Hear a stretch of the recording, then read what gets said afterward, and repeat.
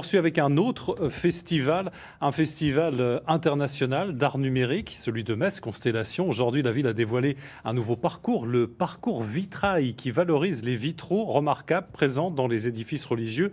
À partir de demain, le public pourra découvrir des œuvres d'art et des œuvres numériques en se promenant dans les églises. Reportage de Claire Schaffner et Louis Duménil. Des jeux de lumière et de couleurs dans la nef de la basilique Saint-Vincent. Cette installation fait partie du parcours vitrail. Dans 6 édifices religieux, la ville de Metz a mis en place des œuvres d'art, mais aussi des capsules vidéo. Elle raconte avec humour les histoires de vitraux remarquables, comme celui de Sainte-Lucie. Évidemment, il y a un discours religieux qui sous-tend chaque création.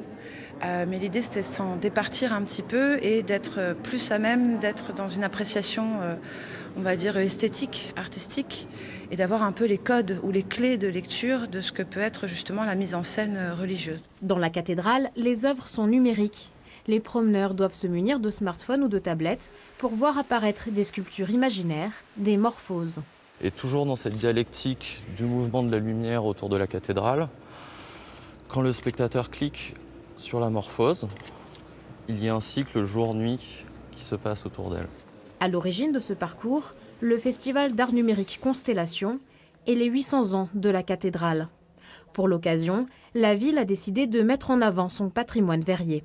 La Lorraine reste un territoire où l'art du verre s'est largement déployé, que ce soit du côté de Meisenthal ou du côté de Vannes-le-Châtel, où il y a vraiment un savoir-faire autour de l'art verrier. Et évidemment, ce savoir-faire typique et propre au territoire se retrouve aussi dans les vitraux. Dans l'église Saint-Maximin, l'installation du ciel sur la terre répond aux vitraux dessinés par le poète Jean Cocteau en 1962. La totalité du parcours est en accès libre jusqu'au 15 novembre.